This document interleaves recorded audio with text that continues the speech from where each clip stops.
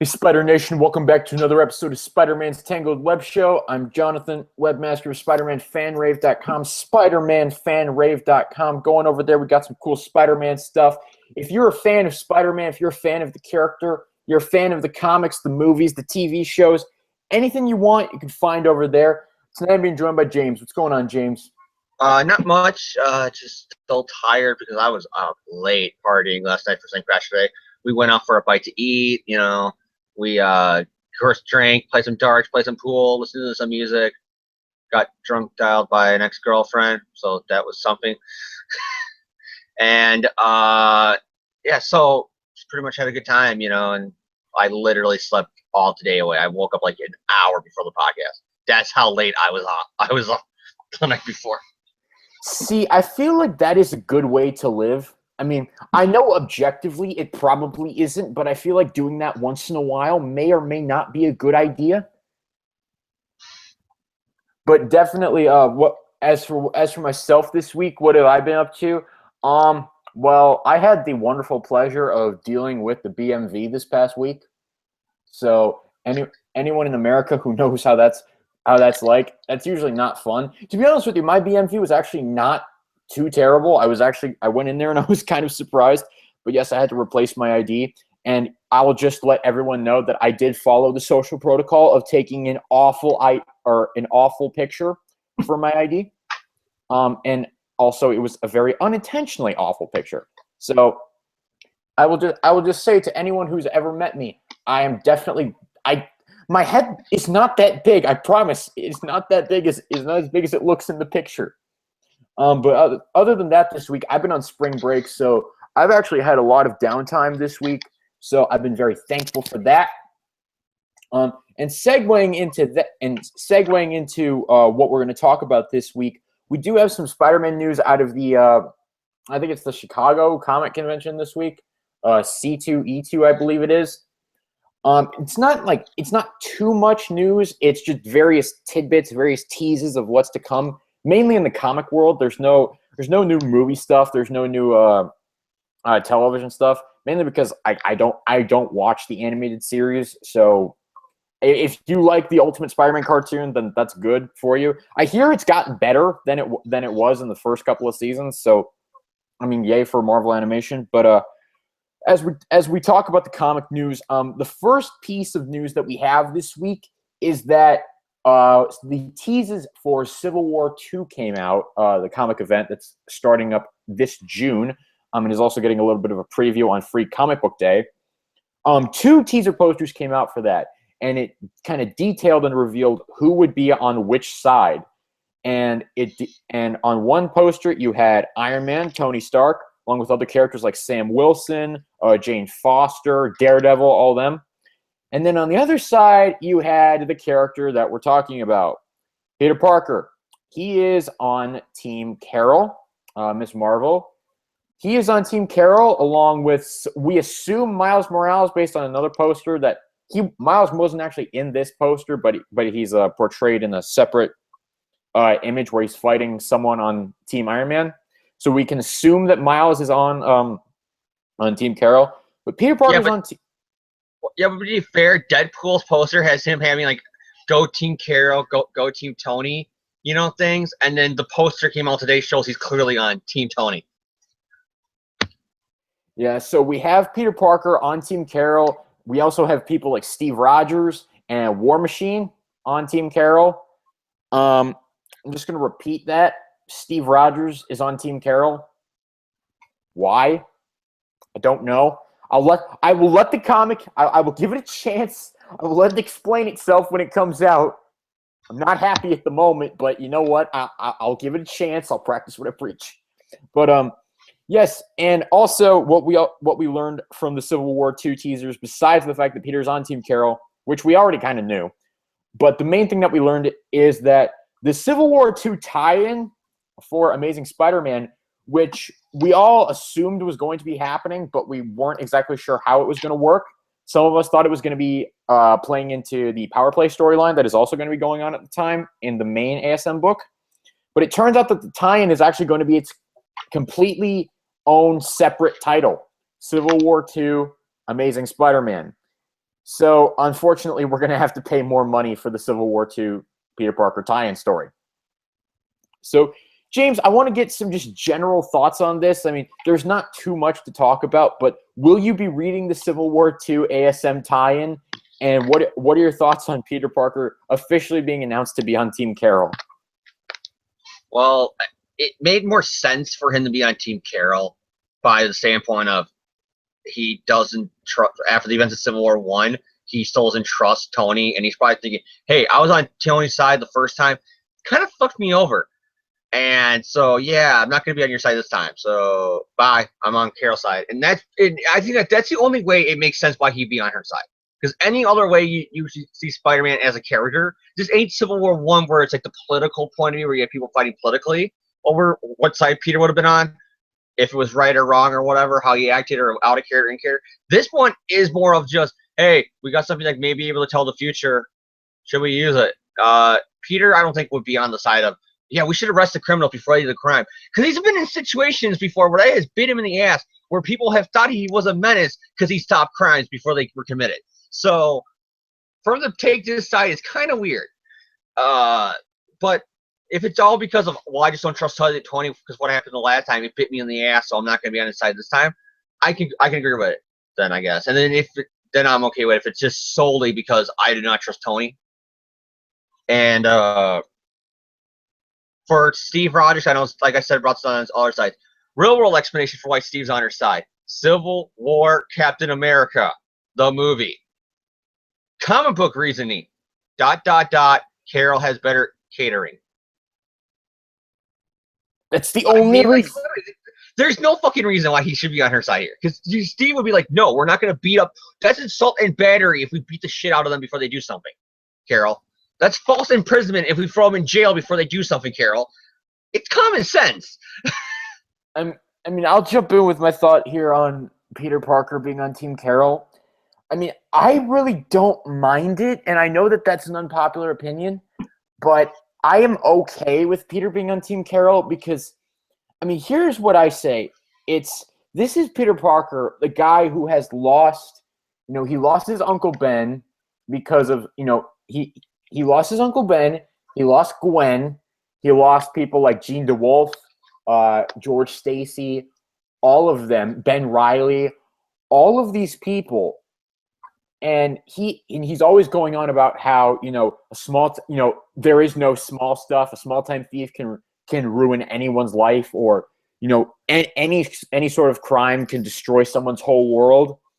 I feel like, given that perspective, it would make sense for Peter Parker to be on the side of, hey, let's stop the crime before it happens. Let's make sure that these people can't hurt others. Now, whether you personally agree with that side or not depends on even if you even want to take a stance on this at all, because let's be honest with you, this is fictional politics, and fictional politics are pretty much moot and complete bullshit. Well, it's not really politics. Like, people are calling out. It's almost like Marvel by doing this whole, if we have the idea to predict the future, should we use it?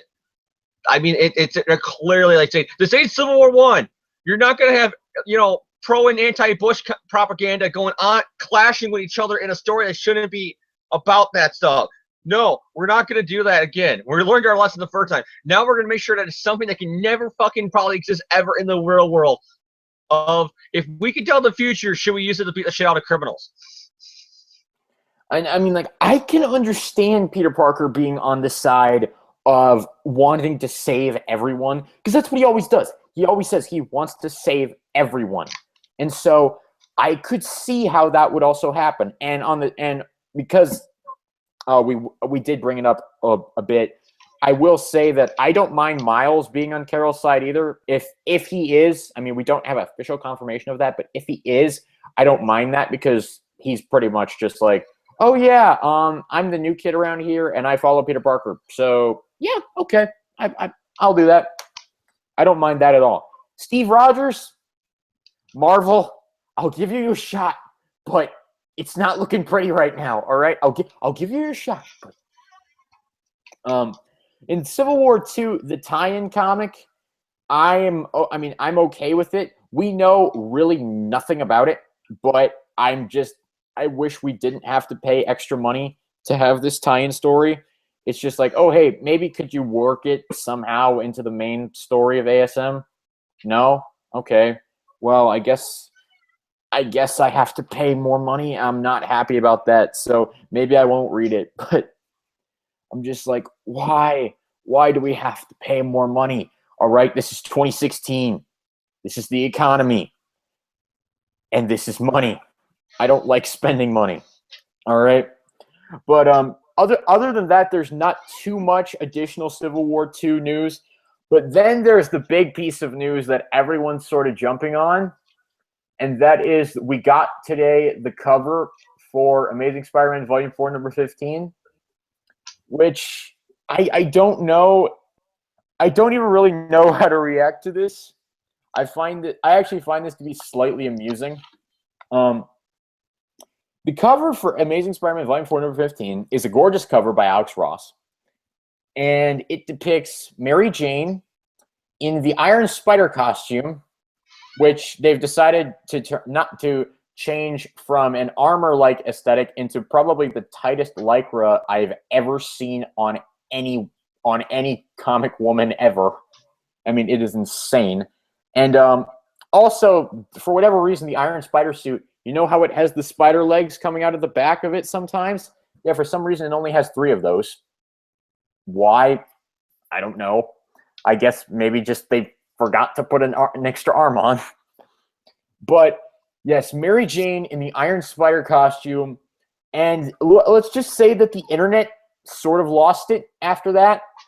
And people are speculating, oh my gosh, what does this mean? What does this mean? What does this mean? Is Mary Jane going to get her own book? Is Mary Jane, what's gonna happen here? Is she going to become a superhero? Is she going to help Tony? Is she going to team up with Peter?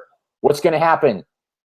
James, you're the bigger Mary Jane enthusiast of the two of us. So what do you think, if anything, what is going to come out of this? There's a wrestling show that I like to watch called Wrestle Reaction. Really great show, really awesome people on it. And one of the guys on the show has a catchphrase. Hashtag, stop it. People, calm down, relax. It's a fucking cover. When his cover has been 100% accurate to what happens in a book. There have been covers that said, here lies Harry Osborn after he came back from the dead, and he hasn't been dead again. I mean, come on, people. There have been covers that have never been a single image from the goddamn book it is. It probably just symbolizes it's going to be a Mary Jane-centric book. So they took the Iron Man version of a Spider-Man costume and put her in it. That's all. She's not going to wear it. She's not going to fight crime. She's not going to go into the Amazing Spider Mary Jane. She's not becoming the Iron Mary Jane. Actually, the title of the issue, or the title of the story, is Iron Jane. Which I still think probably means that it's just going to tie into her being with Iron Man now. It's going to be her book with Peter and her, you know, basically, because she's on Tony. She's with Tony, not dating, you know, obviously right now, at least right now. But she is working for Tony, and she is a big part of his supporting cast. And I think all Iron Mary Jane means is Peter saying, "You're with Tony, really? Though that's kind of weird. Don't you think?" Like, that's all it's going to be. It's going to be Peter and MJ. I think it's going to be a Peter and MJ issue, which is just going to sum up why they're going to be at odds, because she sees him as a Tony ripoff, and he's going to see her as a Piper Potts ripoff. That's what it's going to be, I think. Yeah, I'll address my thoughts on this cover. I really don't care. Like, to be honest with you, like, I don't mean to sound like condescending, but like, I don't think this is anything to get worked up about, especially because we know absolutely nothing about the story. But I mean, it's a gorgeous cover. Alex Ross did a great job, but I don't think that this is going to be something that we should all get inflamed about. I mean, I'm not really sure that anything is worth getting inflamed about at this point, but it's just like, okay, the title of the story is Iron Jane. Okay. That name does not work in any language, not even in French. That name does not work anywhere. The cover's nice, but we'll see where it goes, and I don't think it's going to be of this massive hoopla that that maybe the internet wants to make it out to be. And the final piece of news we had this week is we got one little teaser for Dead No More, which had a bunch of, you guessed it, dead characters walking towards the fourth wall, walking towards the reader. And it was, to name a few off the top of my head, it was Uncle Ben, Gene DeWolf, I think Captain Stacy was in there at one point. Just a bunch of Peter's dead supporting cast members. And that is the first hint that we have of the official Dead No More storyline, which is probably going to start after the Iron Jane thing. It's probably going to be like ASM 16 or 17 or something. And so I'll just give my thoughts on Dead No More. I still don't care. And I don't mean to, once again, I don't mean to be the condescending guy, but I don't care. Just like, okay, this story, I'm not interested by it because we've been down this road before with dead characters seemingly coming back and only to die off again, probably. We've seen this before. I mean, if the story is good, I'll enjoy it, and I'm sure I will enjoy it, but I'm not getting excited by this right now, and this teaser is doing nothing to get me excited. James and I have already speculated on what we think Dead No More is about, and I think we're probably right that it's probably the Jackal or somebody like that resurrecting people from the dead, or quote unquote resurrecting them, only to kill them off again at the end of the story, because you can't possibly bring back the entire supporting cast, because that would piss off literally everybody. So James, are your feelings about this story Dead No More? Hint, hint, wink, wink. What? Damn it, my joke didn't fly. Okay, but James, what do you think of this Dead No More teaser that we have going on? It's a bunch of dead people standing there with smoke. Wow. Guess it might give some more credence to people who believe it's Mysterio. Even though I think isn't Mysterio supposed to be dead in the Ultimate Universe, but whatever. Yeah. Like it's all it is. It's a picture of like a bunch of dead people from Spider-Man books. Like I think the kid who wrote Spider-Man is there, and Uncle Ben is in the middle. Yeah, it's what we expected it's gonna be. The only way I can there's one new rumor online that I heard about that actually is pretty interesting. The first villain that Miles fought was Mephisto's son. I repeat, Mephisto's son. Peter references, hey, what demon came up to you? Oh, the red one. Oh, I hate the red one. The red one. Actually, the man in red. No, actually, it was the black demon, and Peter asks, was it the red one? And Miles says no, and Peter says, good, I hate the red one. Well, that's what I meant. But he says the red one, though. This is called the man in black. During one more day, there was a mysterious woman in red. The woman in red. Now we got the man in red. The tagline for Dead No More is, what would you do if your loved ones came back? The tagline for One More Day was, what would you do if you only had one more day? There is a fan theory that this might finally deal with One More Day. Like, finally Marvel say, fuck it, we're dealing with it. We'll still have them be separated. They're not going to get back together. But we'll finally say, fine, we'll give you back your continuity, kind of maybe.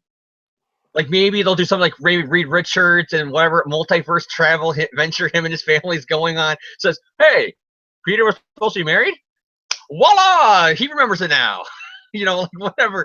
But I would actually find, I think now that credence, if it is tying now into Mephisto and it's Peter finally, getting some closure from One More Day, and the fans getting some closure of, yeah, we're retconning it so that way One More Day happen again. Now Peter knows about the deal, and maybe because he took the deal with MJ, maybe he thinks, well, I did the right thing. Aunt May's alive. Or maybe him and MJ be like, look at us. We fucked up. We shouldn't be together if this is what we did when we were married. Like, they can still be separated, but at least have them now acknowledge, yeah, they were married all those years. So your comics aren't worth shit unless you imagine that he's now saying girlfriend instead of wife. So if it is the Koreans that people are saying now that it's Mephisto, that would actually be pretty good. I think it could work. Depending on the story, because we're saying Mephisto and Spider-Man. If it's what I think it could be, it could work out. But I still think it's just Jackal bringing people from the dead. And if they're doing that, the only person who I now think could possibly come back full time is Gwen, and that's only if it turns out, hey, we're gonna use Gwen again as the girlfriend in the new movie. Well, don't you put her back in the Spider-Man books and not have her be that dumb Spider-Gwen idea? Okay, Dead No More, Gwen's back thing. Because that's the only way Marvel, I think, would sign off on it. If it was Marvel Studios came up to them saying, yeah, Gwen's gonna be the girlfriend in the new movies. Can you guys possibly bring her back to the dead and not make her a goddamn Spider-Man in an alternate dimension? Okay. Real Gwen Stacy's back. Like, that's the only way I can see anybody coming back if it's a case of they want Gwen for the movie. Like, and that's very, like, it's this much. I think that's going to happen so close after Emma Stone. All right. So that's all the news that we have this week. It was very subtle teasers that were just released this morning. So we thought we'd just give them a little bit of airtime here. But we will move on to what is going to be our main topic this week, and that is our classic storyline of review of Amazing Spider-Man this week. We are going way back in time for this one. We're going back to, I believe, 1969 for this story. This is the classic story arc, The Tablet of Time. Well, okay, it's not really called The Tablet of Time. Is there a reason you're holding up the Winter Soldier trade right there? I'm just showing you that I'm going for my comic collection right now while I clean up. And look, the first issue of Captain America ever bought in 2004. I have the original floppy. Just want to show it to be John jealous. Ooh, and I have the reprint. Ooh, the reprint that they came out with. Ooh. Say, is there a reason you're holding up the Winter Soldier comic? Okay. No, I'm just cleaning up my comic collection while we do this podcast, and I came across it. Yeah, and so this comic was originally published back in June of 1969. I'm pretty sure it's in the late 1960s, early 1970s, the latest. The original Tablet of Time story arc. Now, for a little bit of clarification and some background history as to where the books are at this point, this is not actually the first appearance of this object. Back in Amazing Spider-Man number 68, it's starting to be referenced about this very special clay tablet that is currently at Empire State University, and a lot of people want to get to it, especially the Kingpin. And so Spidey wrestles with the Kingpin. They fight. They try to get hold of the tablet. Spidey eventually wins that fight and gets away with the tablet. And what actually happens is that Jonah Jameson consistently frames him as, a thief, a menace, and all that. And so Spider-Man actually thinks, maybe I should just be a menace. Maybe I should just be a thief. So he takes the tablet for himself and hides it for himself. But eventually, guilt, Spider-Man, classic Spider-Man morality, turns his mind around.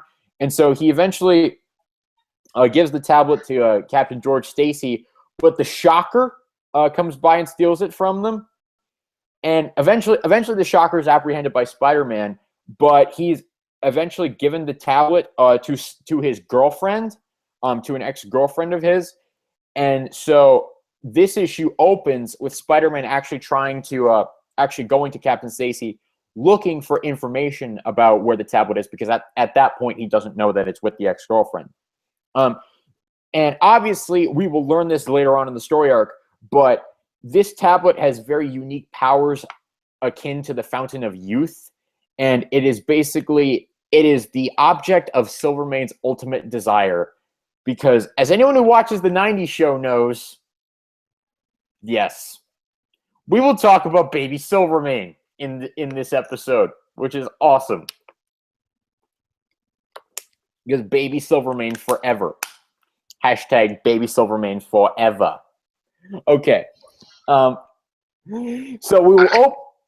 I just love how Peter's master plan of, I'm finally going to be a menace. What am I going to do? I'm going to be a college student who's going to steal some college property and hide it and then bring it back later. You mean what every college student does at least once in their life, Peter? I've never done it. You know what I mean? No, his master plan's like a senior prank. It's like, oh, they think I'm the clean, square jaw, nerd. I'm gonna go do the most epic prank ever by taking the tablet and be a menace. Ain't I funny? Uncle Ben's dead. It's my fault. I gotta bring back the tablet. It's like, really, Peter? God, you're a buzzkill. Okay, I will just put this out there. My senior prank was a lot better because what we did was we actually listed the property of our school as up for sale. We actually tried to put the school on Craigslist, which just we'll throw it out there. It didn't work out very well. It did not end well. My senior prank was pretty awesome. We have a rival school, which is Tremper, the Tremper Trojans. We went to their school windows, all of them, and let's just say a certain glove we super glued onto all their windows, and then we rearranged their board where it has like the morning announcement things when you walk up to the school, and they still have the old-fashioned thing where you had to put the letters in. We got our own, replaced whatever they had, and said, "Welcome to Tremper, home of the Trojans." And then we put even more of those gloves super glued on that case around the words.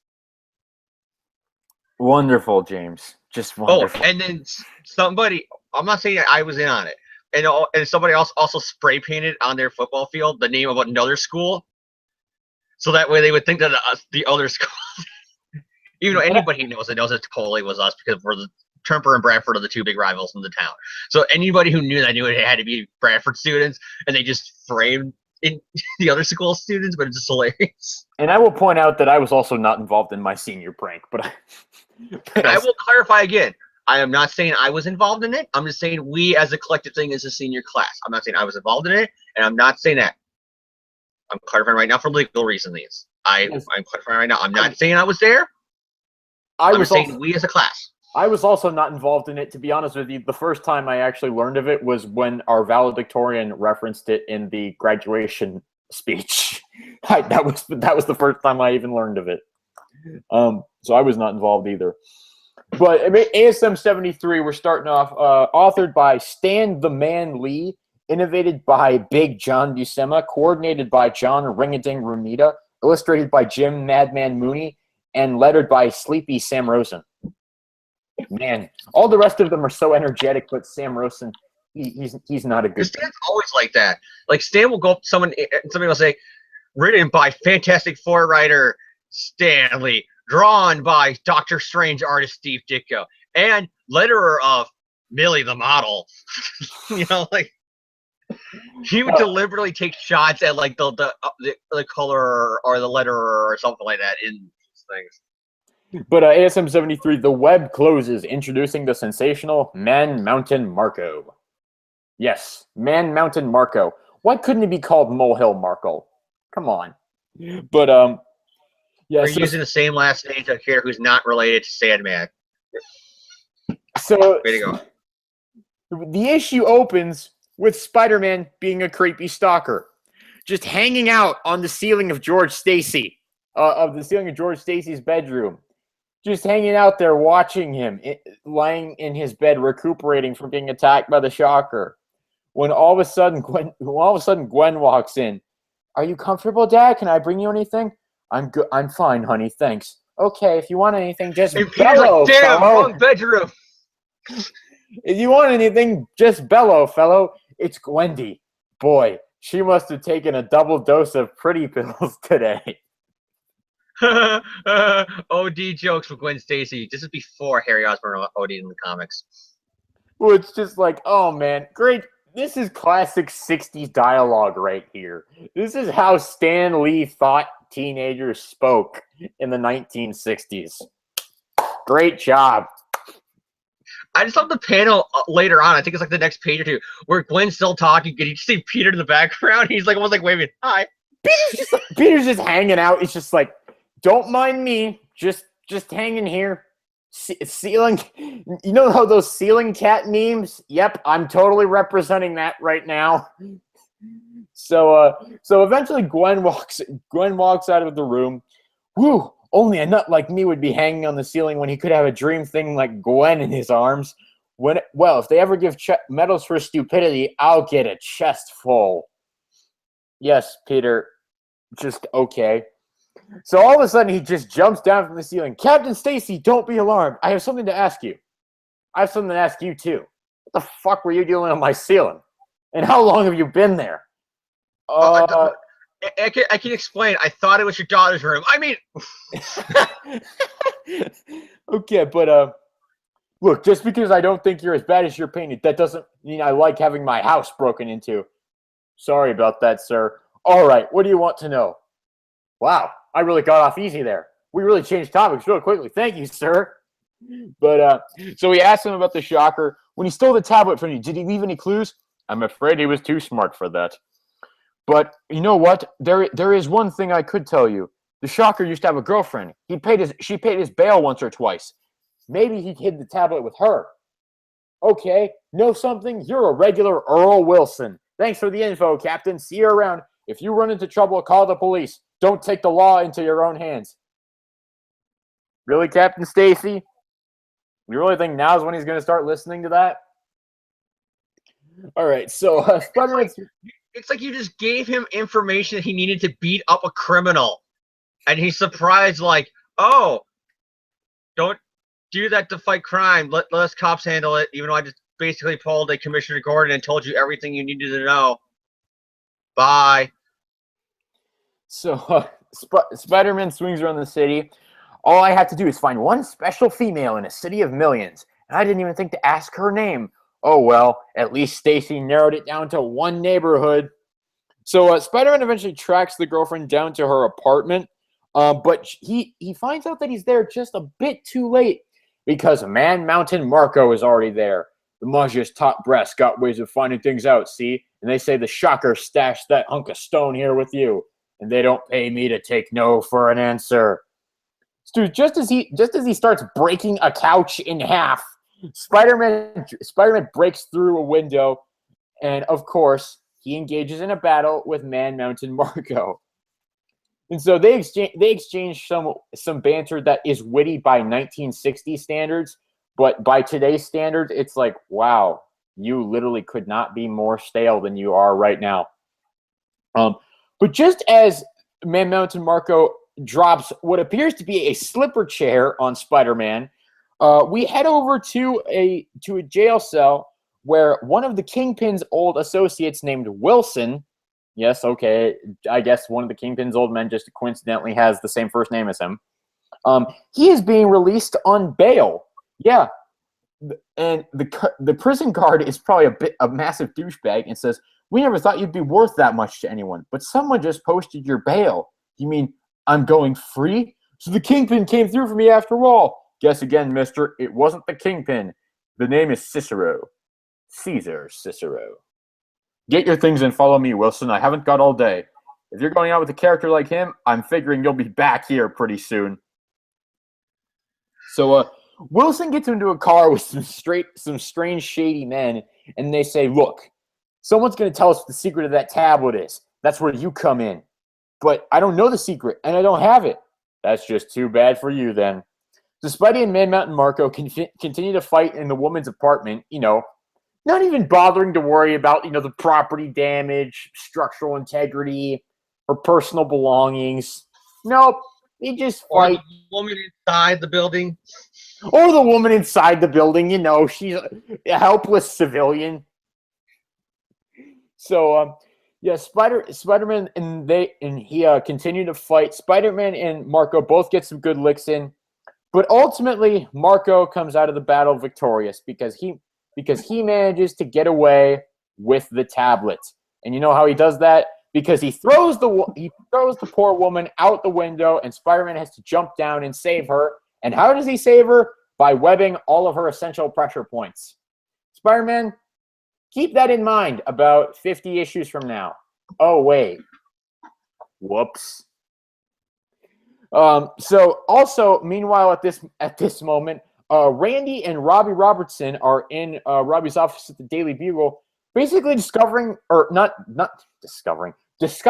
about how much Randy hates the world and how much it really sucks. And it really is kind of telling how this scene in the comic is actually one of the most realistic things to happen, and it's really depressing. But basically, Robbie says, you know what? You got to get an education. The name of the game is power. And all of a sudden, Jonah Jameson, barges in. Aha, you Quisling, you Benedict Arnold, you made a hero out of Spider-Man when my back was turned. No, whoa, JJ, simmer down. The Bugle's supposed to tell it like it is, right? And so basically they're arguing, blah, blah, blah, blah, blah. And Jameson walks out, and Robbie's just like, crazy. Every one of them, just stupid guys like that. That's why you need to get an education. So back at Silvermane's lair, Wilson is delivered, and he is instructed to work for Silvermane. And just at that moment, Man-Mountain Marco comes in with the tablet. Wilson begins to examine the hieroglyphics on the tablet, and Silvermane says, "They are the key to one of the greatest secrets of all time." What is it, boss? If I told you, then it would be a secret no longer. Dun dun dun.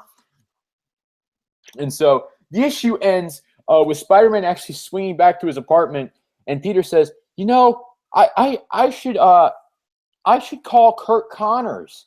You know, maybe I can get a summer job with him. You know, I could learn more about natural science. Oh, I'll invest in one long-distance call. Oh, sorry I woke you, Mrs. Connors. What? You say the doc isn't there? He just left unexpectedly with a couple of men whom you've never seen before? Well, I'm sorry I bothered you. Strange. Doc Connors almost never leaves his lab in the Everglades. He knows the danger in case something should go wrong again, if he should happen to turn into the lizard. Somehow I can't get him out of my mind. And I can't stop wondering who these two men were, or where he went with them in the middle of the night, or why. Jesus Christ, Peter. And where is Kurt Connors? It turns out he's been kidnapped by Silvermane, and he's going to be forced to work on the tablet. Because, of course, the only scientist in the Marvel Universe who can do it is the one that has ties to Spider-Man. You know, you can't bring in someone like, I don't know. I mean, obviously you can't. Professor Bob Smith from Toronto Science Lab of Genetics or something like that. No, it has to be the one guy who just happens to be the lizard in a Spider-Man, not regular but supporting character. Oh man, so that's ASM number 73 for you. I'll go over my thoughts on this issue. I find it to be generally inoffensive. I think it's an okay setup issue. I mean, this tablet thing has been an overarching plot for several issues at this point in the series, and especially in this era of the title. One thing I wrote in my notes is that when you read this issue, the dialogue it's just like, oh my god. Wait till we get to the second part. Just look at Harry when we get to the second part. Oh yeah, it's just like the dialogue. You could definitely tell this is late 60s, early 70s. You could definitely see it in the artwork and the dialogue. Yeah, I mean this dialogue is it dates the comic. I definitely will say that. I mean, the sliding time scale, it's like Marvel's way of looking at it. Like I think Jerry Conway's way of even talking about, like on an Iron Man DVD I have. He one of the special features when he talks about the books, he's like, yeah, there's a lot of, if you read back to all 60s and 70s issues where we're saying, hey, that's heavy and can you dig it and groovy. And nowadays, if you read it, it'll be like, what's up or something like that. Like, and so that's Marvel's whole point of view is, well, it's timeless because just replace whatever like groovy with sup or dude or something like that. You know, whatever the kids are saying nowadays, just throw that in there instead. Or just replace it with like hashtag what up. Yeah, that would be like some of the dialogue here. Wow, Gwen looks really cool. She looks like she just smoked a lot of pretty like that's basically what Peter's saying. It's groovy. She OD'd on pretty pills. Now they'd be just be like, wow, Gwen looks really hot today. That literally would be the line nowadays. It would just be, wow, Gwen looks really hot today, and I'm in her house. Score. Like literally, that would his complete dialogue is written nowadays. But yeah, I mean the dialogue, it's definitely 60s dialogue. But I mean the fight scenes in this issue, they're decent enough. There's nothing like really offensive. I made fun of the Peter and the Spider-Man Captain Stacy scene. I don't think it's bad. It's just so hilarious. It's just like it's so surreal. It's so bad. It's so bad. It's good. That's what the point is. But I love that. I actually kind of like the scene with Robbie and Randy Robertson.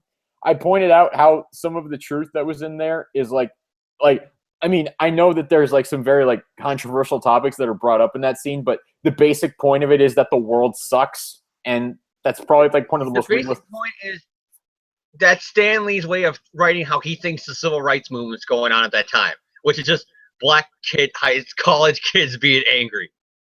Oh, it's college rebellion. No, Stan, it was actual political turmoil that was affecting the country. Yes, and it's wasn't just rebellion like you're trying to write it out here. Is Robbie's dad's like, son, just go to school. You'll get a good job and you'll be like me. And we live in the North. We don't got all that shit in the South going on with us. You don't understand. The man is keeping us down. Just wait till Luke Cage comes. He'll be our hero, Dad. Like, literally, that's what the dialogue is. It's more just like, yeah, okay. Randy is kind of like, yeah, this world sucks, especially for us, Dad. And I was just like, it's really kind of sad how realistic that actually kind of is. It still kind of fits. That is one line where sadly that line still fits. Yeah, that's what I mean. It's just like it's so sad how that's like the most realistic part of the comic. Some of the heavy and the man's keeping us down. Some of that stuff is very like black exploitation. What you would see in like a movie or TV show that is taking place like in the 60s or 70s would deal with it. Like some of it's very kind of dated that way, but the message is timeless. Like that's what I mean. Like the theme. That's what I meant when it's just like it boils down to the world sucks, especially for us. I'm like, I hate that that's so. I hate that that's so true. I hate it so much. But yeah, so but I did like those scenes, and I like the scene of Robbie just like saying, "Jonah, get the hell out of my face." I really like that, but I always like the Jonah Robbie dynamic. Jonah's the one guy who, in that situation, would not help Randy. He's like, I'm a rich white guy who's your dad's boss. Look up to me. And Jonah's also like just the most. Jonah's just Jonah. Like that's the only adjective you could use to describe him. Jonah is Jonah. Is Randy as somebody who's looking at it as the white man keeping his people down? Jonah come in and say, Robbie, where's the Spider-Man article on page 10? I told you I wanted it 5 minutes ago. Yeah, that's not gonna really make Randy Robinson like you right now when he thinks that all white people are against his people. Basically, that's not going to help when you're like, I'm going to fire you, Robinson, if that Spider-Man paper is not on my desk in 5 minutes, which is something that Jonah would say to Ned Leeds, his wife, if it was the same situation.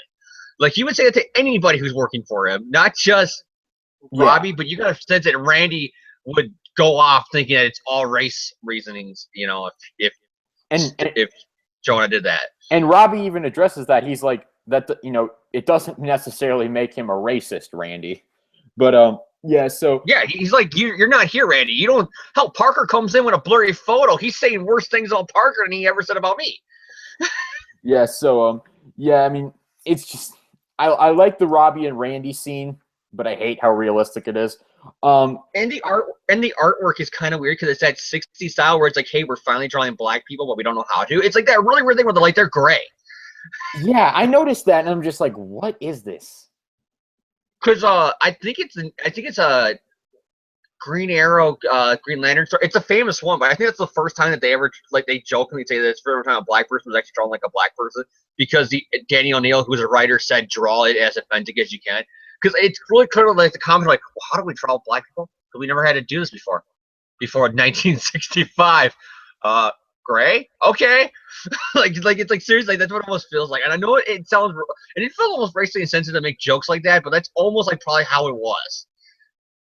Because the artwork is weird because it's like they're gray, and it's like, really, you just couldn't just draw them like you would draw anybody else's skin tone? Like, not saying race, like, racially, but like draw it like how people look.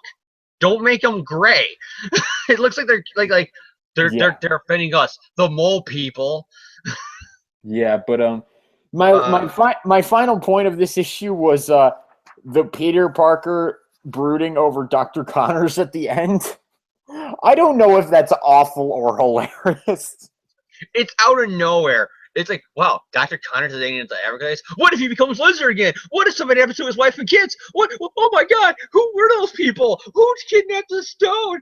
He's just What's like, on TV tonight? but once again, the dialogue is just like, I somehow can't get him out of my mind. I can't stop wondering who those two men were, or where he went with them in the middle of the night, or why. You're And not Martha Connors. You aren't married to him. Shut the fuck up, Peter. I'm just like, Peter, it's just, oh my God.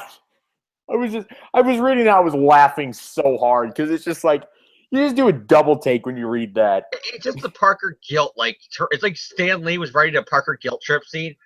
That's course every Spider-Man writer has to do at least once in an issue. And then Stan put the dial up to maximum overdrive for that. Yeah, it's unbelievable. I mean, I give this issue a thumbs up. It's fine. It's inoffensive. I enjoyed it for what it is. I like seeing Doc Connors at the end. I always like seeing that character. He's one of my, not only is the Lizard one of my top 5 favorite Spider-Man villains, but Doc Connors as a supporting character is one of my all-time favorites. So I like seeing him. Without him. I really like seeing him. So yeah, I mean that's a definite positive for me. Overall, I give it a thumbs up. But James, what do you think of ASM number 73 here? It's a good issue. Like you said, it's very like early 60s, like early 70s, late 60s. It's like we said with the dialogue, but some of the issues they bring up here is, relevant, like especially the Randy and Robbie thing. It's like we said, it's sad how places in this world that's still the case. It's just, and you'll read this comic 1,000 years from now. Some people are going to find these comics on some ultra digital holographic virtual reality internet, and they're going to look at this and they're going to go, wow, 1960 whatever, America also dealt with this problem? You mean it's not just our generation? Dude, 1,000 years from now, you're going to be able to go into this comic book and like literally live it as it happens. And even then, people are going to be like, wow, that's kind of weird how that's still going on. And it's sad, because that's how it is. Some of the stuff, though, like the Peter Captain Stacy thing, it's very Batman. It's all, I'm hiding in Gordon's house. The people leave Gordon's room. We're alone. Okay, Gordon, where's the Joker? Okay. Don't be a vigilante. Batman turns around, he's already gone. Damn it.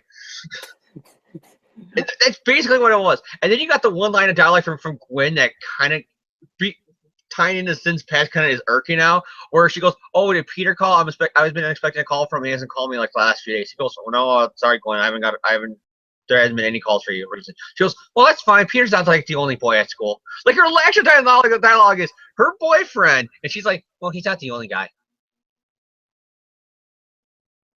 I'm starting to think that maybe JMS read this issue and said, see, Gwen was a cheater. I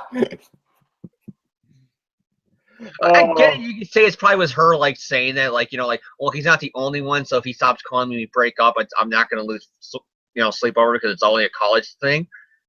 But at the same time, it's like now looking back on it in hindsight with Sin's past, it's like, wow, that's a pretty weird joke for Gwen to make with hindsight of what we now know with the retcon of Sin's past. So yeah, you got that. That's really good. I want to say Flint Marko because that's like the most famous guy with that name. Stuff is just he's a filler villain. Not really much to say. The fight's good, and the girlfriend is just there to be the girl to be saved. That's all. And the Connor thing being maximum overdrive. Pretty much, it was just the Parker guilt trip and the Parker luck and the Parker drama just had to be turned up to 1,000 for some reason. The last 5 pages. Thanks, Stan. And yeah, it's a good cliffhanger for the next issue. All right, so James, do you give this thumbs up, sideways? Thumbs up, yeah. Okay.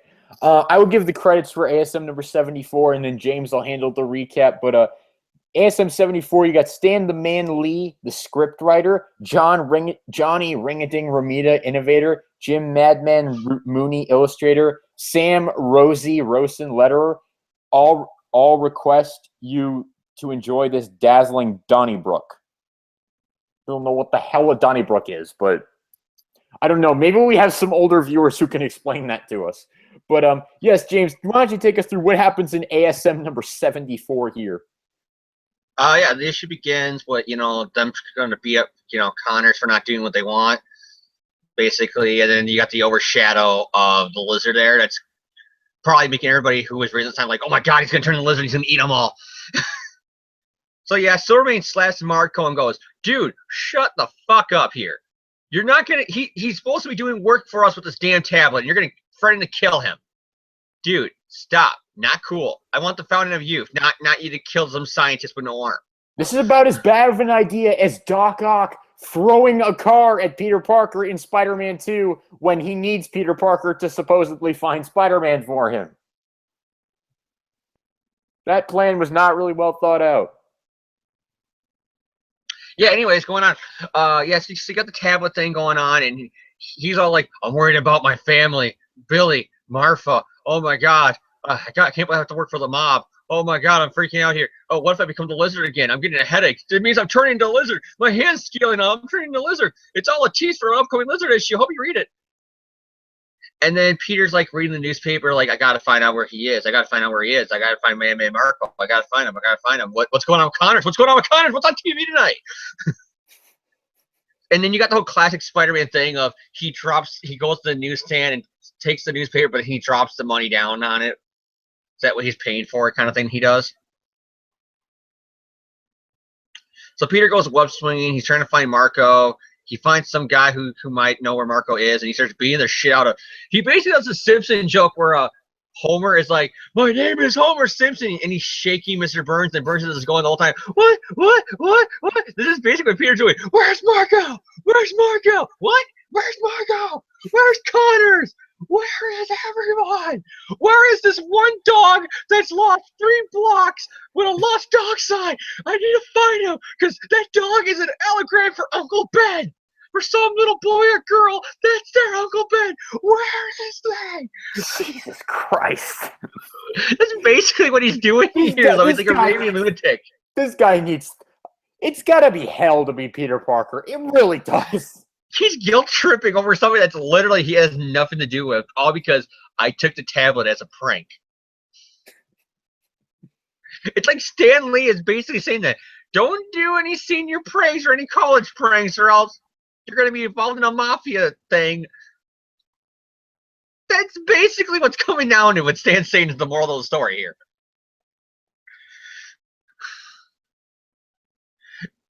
And yeah, so you got that, and the guys come out of a secret doorway, and they start trying to kill Spider-Man. Spider-Man beats the shit out of them, and he's all like, moody, and he's all like, "No, I gotta get in. Nothing. There's a bolted door." You notice that the Connor's wife and the child are there, and more stuff is that they're kidnapped, and he's trying to do the work while he's turning into the lizard slowly.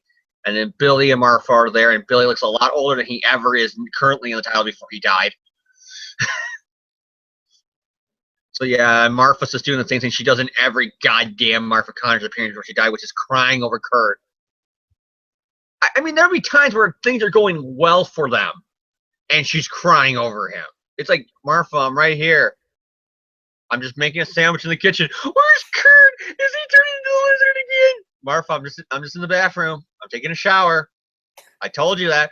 Where's Kurt? Is he turning into a lizard again? Martha, I'm on the other side of the bed. Turn around.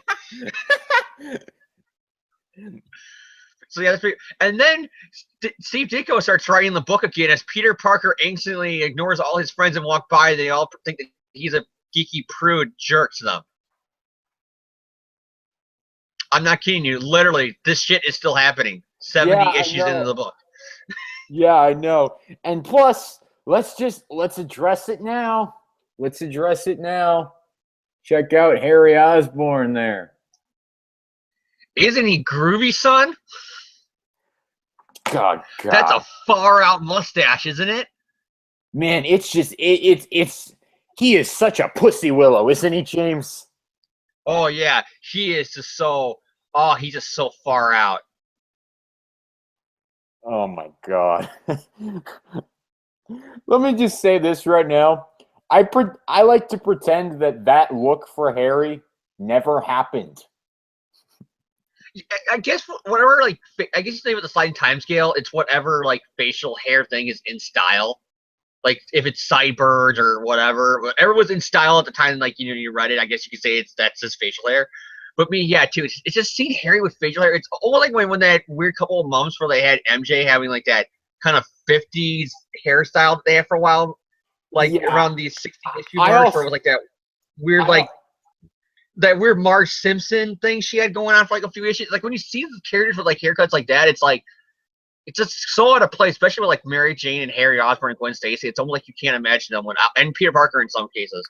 It's like Peter, you get a little more because it's just brown hair, so you got a little bit way to style it differently depending on the era, and even Mary Jane a little bit if it's curly or straight. But they're mostly still the same, kind of template of what they always been. So seeing like a small little change, like facial hair or Marge Simpson haircut or something, it's always weird to see. And when I read it, it's like completely taking me out of the story because I'm trying to read the panels and it's like he ignored me. Flash Thompson's right. Parker is a dweeb, and Gwen is all like, Harry, he's your roommate and your best friend. What the fuck are you acting like Steve Ditko's still writing you? I'm not acting like Steve Ditko's still writing me. Why are you acting that way? And then but that's basically what the panel is saying, but I'm not reading it, so all I'm looking at it's like, what the hell is on your face, Harry? Harry, did you eat some chocolate cake and you just like forgot to wipe your mouth afterwards? But the panel is weird because Gwen's basically saying that she's like, dude, he's your best friend and roommate right now. This ain't the Ditko days no more. You don't. Why is this happening? So yeah, Peter goes in to be Spider-Man in web swings. Silvermane drinks the formula, and of course Marco's all pissed off because he thinks that Connor's tricked him. He's like, "You tricked us. He's dead." Dude, you wanted a scientist to make a formula for you based on a tablet that may or may not have any mystical powers, and he drank it on his own free will. What the fuck is it my fault? I did everything you asked. And then he goes, and besides, turn the corner. Hey, look, I'm 20 years old again. And that's basically how it ends. Silvermane is 20 years old again. Tune in next week. All right, James. Stay in Spider Time, stay Spider Channel. All right, James. So what do you think of ASM number 74 here? Again, it's that same kind of thing we said about the last issue, basically rinse and repeat. There's some really good moments in it. It's hilarious. Peter just shaking down the mob guy. Like, where is he? Where is he? Because it's like, I just imagine him doing that. Like, this is Peter Parker, how he, especially if he's written nowadays. It would be, there's a lost puppy? Oh, where's that lost puppy? You know what? Somewhere that lost puppy is an allegory for Uncle Ben and some little girl.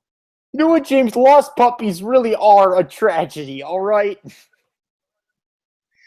And yeah, so that's basically that you got that, and then you got the like I said, the damn Ditko thing, where it's like randomly, and now they're back written by Steve Ditko for like 5 panels, because everybody thinks Peter is a snob because he ignored him as he walked by, Moody, except for Gwen, where she basically calls him out on it. It's like, dude, you're his best friend now. Why the fuck are you acting like Steve Ditko is still writing you? Because Stan was even though the issue before I did say, hey, if he doesn't call me, I guess I'll screw some other guy.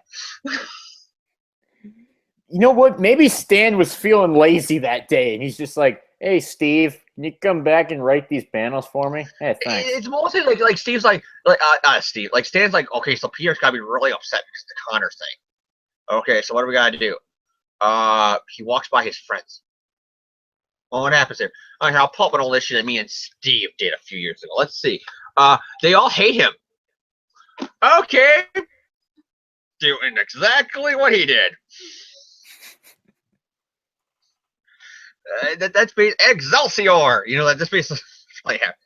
But yeah, it's really weird because it comes out of nowhere, and then you got the Harry Osborn look that completely comes out of nowhere. Like I'm trying to read those panels, and it's like I just can't help but look at Harry because he looks so goddamn stupid. And I gotta think that back even 1960 whatever or 70 whatever when this issue came out, he looked stupid. Like, hey, Parker's prank was stealing the tablet. Mine is to dress up like an idiot from the 60s. Ha ha, Harry. That's how they would fit it in now. It's Harry pulling his prank. Harry he looks like one of those creepy guys off the street that would try to pull you in and do some very bad things to you. It's just not a good look for Harry Osborn. It really isn't. Oh, God. I mean, you just look at it and you're like, that's not Harry Osborn. it's got the Osborne hair, but the mustache just throws him off. It's like, who is this guy? Probably some. But anyways, yeah. Besides that, the art's good. You got the goddamn Connor shit where it's like I'm turning the normal angst on Martha crying over every goddamn thing with him, and then Billy is got that weird Marvel timescale shit where kids get up to like the age of 12 and they can't become teenagers, so they have to go back to 8. So you see him, he's like clearly preteen here, but whatever. And then you got the normal content of, my one hand is getting scaly. Well, get some allergy pills. You might be getting a rash. No, there's another scale there. I'm turning into a lizard. 5 panels later, oh my God, there's another scale there. I'm turning into the lizard.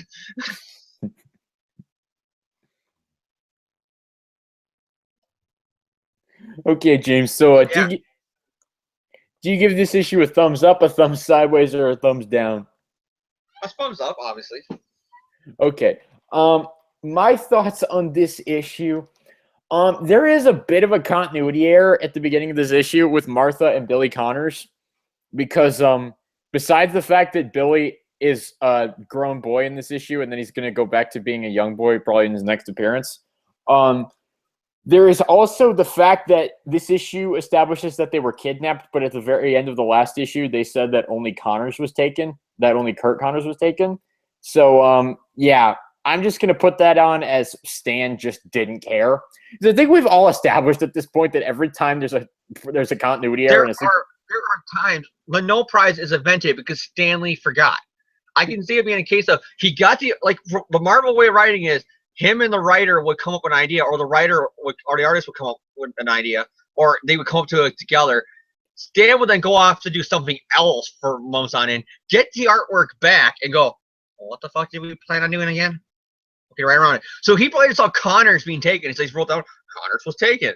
The next issue comes in because Romita's drawing all this, and Buscema are drawing all this, and they're like, okay. And then the next issue, okay, the Connors gets kidnapped. Okay, now issue 2, we show where Billy and Martha are. Okay, great. Stan wrote in the issue before that only Connors was because he forgot that also Billy and Martha were taken. He probably doesn't even remember their fucking names. And then he gets in one for the next book, and it's like, oh, the wife and child were kidnapped also. Doesn't remember even probably that he even wrote that only Connors was kidnapped, because he probably could have twerked the dialogue like, we went back and took the wife and son too for, blackmail reasons to make sure he would do the work for us. Stan just forgot then probably again that he wrote that only Connors was kidnapped, so he's like, and the whole family got kidnapped. Boys and girls, wasn't that a great idea? Excelsior. Like, that's classic Stanley, just forgetting what the fuck was going to happen. But other than that, there's some decent Detective Spidey in this issue. I also find it amusing the moment where Spider-Man is rattling the guy in the room. That is funny. I like that. I like the moment where they supposedly blow up Spider-Man, but he's like, "Yeah, it's lucky enough I was suspicious to stand back and use my webbing to yank open the door from a safe distance. But while I'm busy congratulating myself, Big C managed to make his getaway." Dun dun dun. So yeah, I like that moment. The Harry Osborn thing is just like, what the hell is this? It's just like, no, okay, just get whatever that is off of Harry's face. And I didn't even think about what James said was like, oh, hey, Steve Ditko came back to write for 5 panels. But yeah, that's pretty much what it's like. I think that's an accurate description of it. But then, of course, you have the cliffhanger of young Silvermane again, which, as we move into the next issue, is going to be an awesome plot, which I really enjoy making fun of. So, yeah, I give this issue a thumbs up. I think it's fine. It's harmless. It's good Spider-Man fun. So, we move on here to ASM number 75, part 3 of this story, Death Without Warning.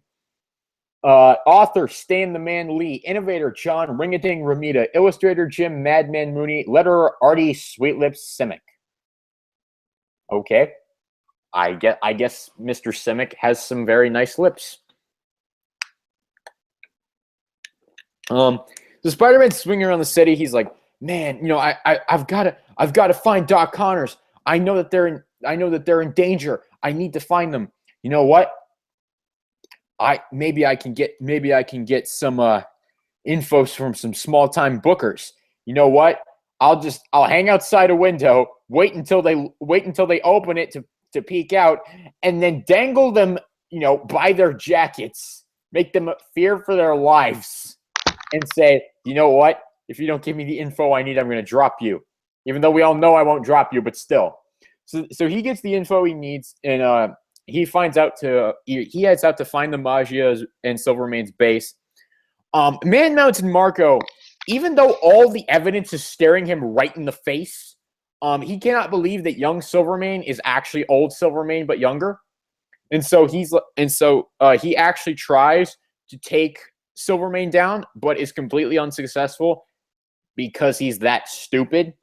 But also during this point, he notices that Silvermane is still getting younger. He is gradually decreasing in age. His gray hair is gradually going away, and it's being replaced by color. So just as Silvermane's beating the crap out of this guy, Spider-Man bursts through the window. I knew I'd find you, big man, sooner or later. Spider-Man! Relax, gents. I'll handle things from here on in. So Spidey and Man Mountain Marco, they have sort of their round two. Spider-Man manages to take him down pretty easily this time, but then it turns out that Spider-Man kind of has to, he has to take on Silvermane at this point. All the while, Doc Connors is gradually turning into the Lizard. Dun dun dun. So the lizard gets free. Spider-Man fights the still gradually, the Silvermane, who is still gradually getting younger. Spidey manages to take him down, and he manages to get out and get to the Connors family. But what actually happens is that Silvermane evidently ages back so far that he apparently turns into nothing because science. So Spider-Man finds the Connors family. They get out, and they're like, but why isn't my husband with you? What happened to Kurt? There's only one thing that could keep him from us. Either he's been injured or no, I can't even say it. We know what you mean, Mom. But if he did become the Lizard, at least Spider-Man is here to help us. And Peter's probably thinking like, oh, thanks, kid. Fuck you too. No. Peter's thinking, guys, he's right over there. He's on the corner. Hi. But the final page is Kurt Connors trying to control his lizard body, but eventually only the beast remains. Next, the lizard lives. Dun dun dun. And that's the end of the issue, and that's the end of the story arc. I really enjoy this issue, and it's for one reason, well, it's not only for one reason, but it's for a main reason, and that is whenever I think of this issue, I think of that episode of the 90s show with Baby Silvermane, and that just makes me laugh so hard. Which I don't really do here, because you see him as a child screaming, oh no, I'm getting younger. Peter runs in the room, and then he's gone. Just his clothes is left there. Yes, evidently he becomes nothing more than a sperm. Or an egg, or whatever. I was going to make that joke, but I didn't want to go there. I was like, just should I make a joke that basically Peter runs in there and there's like this little pool of like sperm on some clothes and be like, ew. But they also in this issue give us this classic 4-panel progression of Spider-Man. Oh, I was going to bring that up. The face palm that everybody uses now is like a meme. Yeah, that everyone on the internet uses. But yeah. So it also gave us that classic moment, but just whenever I see this, it just reminds me of the 90s show, and that always makes for greatness.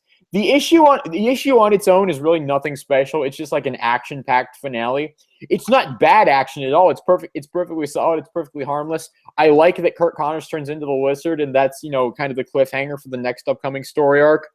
And I made fun of it, but I also kind of like the fact that Silvermane's henchman is too stupid to realize that it's still him.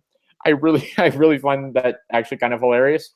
There's nothing really wrong with this issue. I still give it a thumbs up, but I just love Silvermane gradually getting younger until he turns into baby Silvermane and eventually sperm Silvermane. And no, James, it's not a puddle. It's just like a microscopic, sperm cell.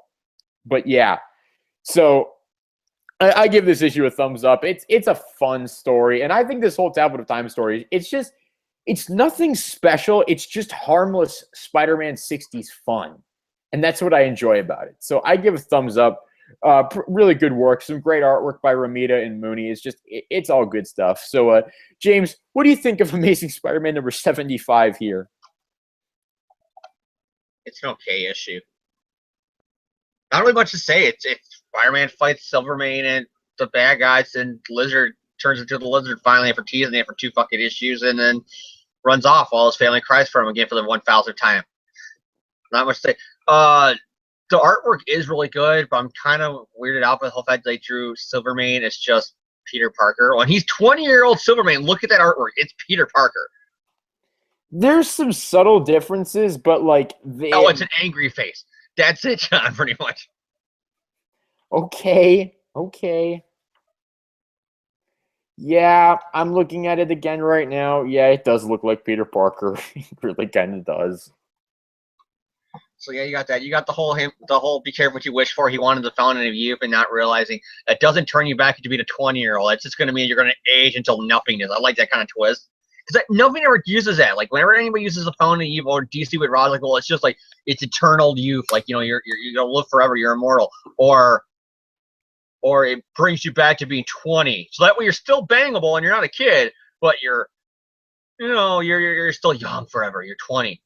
And then this one was kind of like, nope. It's a fountain of youth. You're going to get younger and younger and younger and younger until you're nothing. And that's it. Basically, and for kind of weird story that's mostly famous for now, for being, for at least me and John's kind of generation with the 90s show, it's kind of weird because Dan Slott's first One More Day, Brand New Day arc is a sequel to this. Where Negative gets the other side of the tablet, which is a death one that gives him all his mystical evil powers. Yeah, it gives him that devil's breath potion. Yeah. Yeah, so James, any other thoughts? And do you give this issue a thumbs up, a thumbs sideways, or a thumbs down? Oh, what was that? I was too busy trying to think about the 90 show episode. That's better than the actual comic arc. Yeah, but still, I gotta give it a thumbs up. It's classic Silver Age. This is like right when comics, it's that middle ground where comics are starting to become that more relevant stuff that will happen in the 70s and the 80s, where it's more relevant and more touchy on topics. Well, at the same time, it's still the comic code, so they can't go too far. So it's that really weird period for comics of the late 60s, early 70s, where you're starting to get DC and Marvel trying to push the boundaries of the comic code to the point that the comic code in its last couple of years was just a thing. It was like, oh yeah, it's the comic code. You go to that and it makes your comic official. Doesn't censor shit anymore, especially after Watchmen and The Dark Knight Returns. But it's just there now for virtualization's sake until both companies were like, you know what? Why don't we even have this shit on our books? We'll just grade our own goddamn books. Okay, we'll give our own grades. Boom. Yeah. So that's really going to do it for this review, and that's also pretty much going to do it for this episode of the podcast. We don't really have anything else to talk about this week. So, James, any final shout-outs or words for the listeners before we sign off? Can't really think about too much. It's like, really, I'm going to see Batman and Superman next week. Yay. James is like really scared, but also kind of excited for that movie at the same time. Well, it's the internet, and like I said, if you go on YouTube, you can watch an unrelated video, and spoilers from international showings are already popping up for Batman v Superman. So there's some spoilers where I read it, I'm like, yeah, that's kind of what I feared. And there's other parts where it's like, well, that maybe would be better, because it's like I said, you go on a YouTube comment, like recently for some reason people go, hey, you're watching a YouTube video about professional wrestling. Here's a whole spoiler of Star Wars. You're welcome. Haha. And that happened to me with some Batman versus Superman stuff. But besides that, I'm still one of those people where I don't mind spoilers. Like, I'm not going to spoil anything for anybody else. But I'm one of those people where if I hear a spoiler, it's like, good. Kind of like, it's kind of like I think it's a good thing because they'll either A, make me want to watch this thing more, or it'll make me go, yeah, I don't really want to waste my time then. So yeah, but I'm still gonna go see the movie, and it's like, it's gonna be like a guys' night out where me and the whole guys are gonna go out and go see it, and we're gonna all make a night of it, hanging out, seeing the movie, and because Batman and Superman. I mean, it's gonna be like the most guy movie dead in Civil War, which means like you're gonna be sitting down with your friends and like, yeah, punch Superman, yeah. It's gonna be like watching a wrestling match. That's gonna be the fun. That's gonna be the fun part. I think it's just me and my friends like watching like we're at WrestleMania. Like, yeah, Superman, do your super punch on Batman. Yeah, Doomsday, pound them both for the power slam.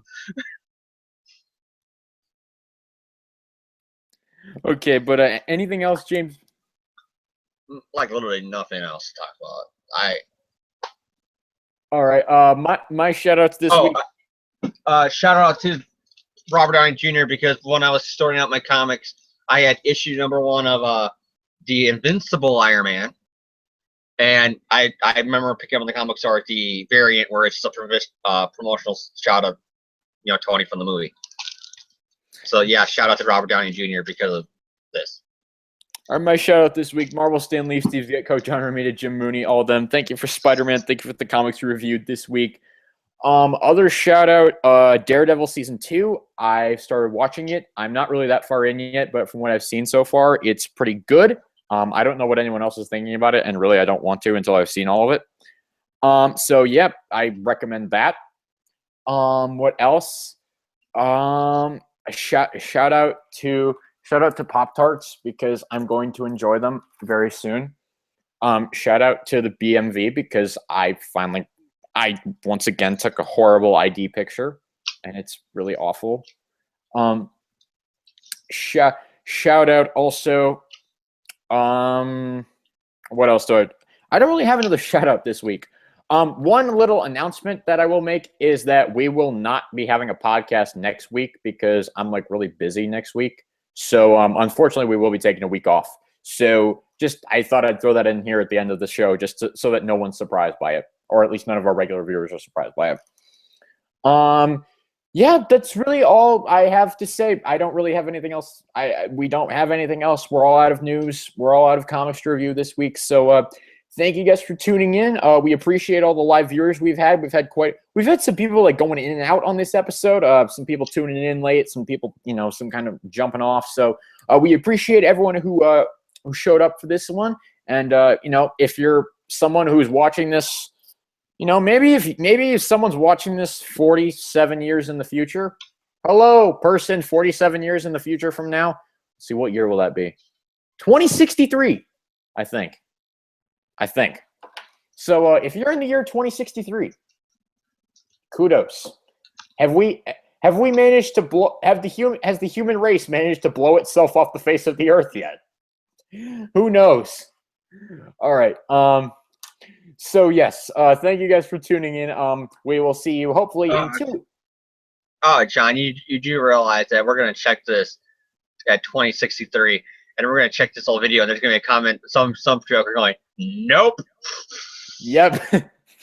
It's like, hey, let's see, what's today's date? March 18th, 2063.